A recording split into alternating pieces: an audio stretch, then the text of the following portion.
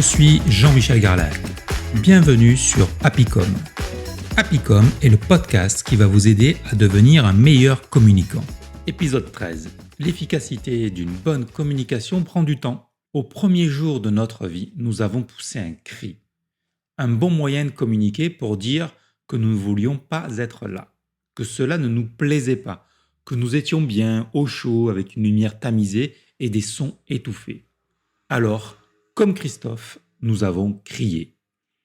C'est le début de la communication de l'homme. Puis, nous avons appris à rire, à pleurer, à balbutier, puis à prononcer nos premières syllabes et enfin nos premiers mots. Cela nous a pris du temps, environ 2 ans. Ensuite, nous avons appris à construire nos phrases afin d'être compris par tout le monde et non pas uniquement par nos parents.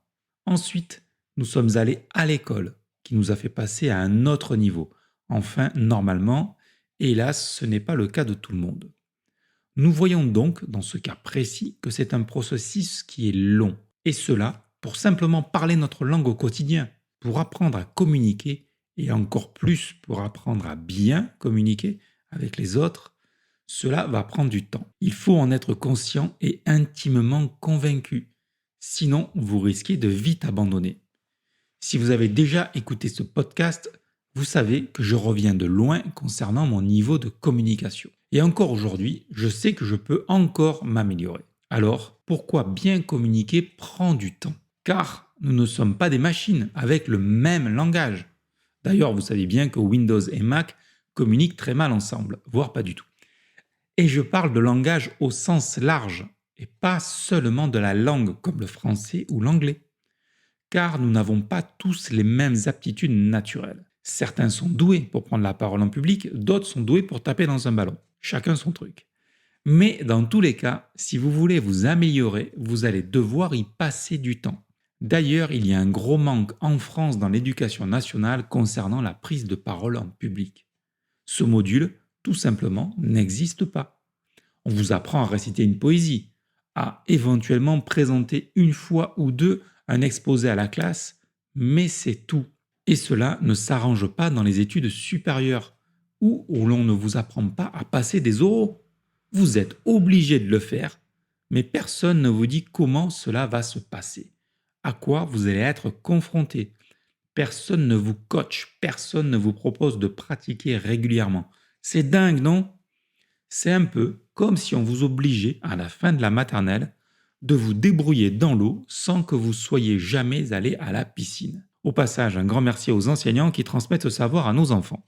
Pour revenir à nos oraux, lorsque j'étais étudiant à la fac de droit d'Aix-Marseille, j'ai vu d'excellentes camarades à moi s'effondrer lors du passage à l'oral alors qu'elles maîtrisaient parfaitement la matière. Vous trouvez ça juste, vous ? A contrario, dans les pays anglo-saxons, dès le plus jeune âge, on apprend à prendre la parole en public. Comment ? Simplement en demandant aux enfants de venir en classe avec un objet qu'ils aiment et de le présenter à leurs camarades. L'enfant parle à ses pairs, avec ses mots à lui, d'un objet pour lequel il ressent de l'émotion. Un excellent apprentissage que l'on devrait développer en France. C'est d'ailleurs pourquoi, je pense, que des lycées font appel à moi pour que je conseille leurs étudiants dans leur démarche de recherche de stage. L'apprentissage de la communication se fait pas à pas, avec des chutes, avec des bobos, avec des réussites, comme lorsque nous avons appris à marcher. Si vous avez pris la décision d'améliorer votre communication, et si vous êtes en train de m'écouter, c'est que c'est sûrement le cas. Intégrez le fait que cela va vous prendre du temps, mais que c'est cela qui vous permettra d'arriver à devenir un meilleur communicant. Comme le dit un proverbe japonais, le succès c'est tomber 7 fois et se relever 8. Merci de m'avoir écouté, j'espère que ce podcast vous a plu. Si c'est le cas, dites-le moi avec 5 étoiles ou un commentaire sur votre plateforme d'écoute favorite. Pensez aussi à en parler autour de vous, cela m'aidera beaucoup et cela aidera sûrement vos amis. Et moi je vous dis à lundi prochain.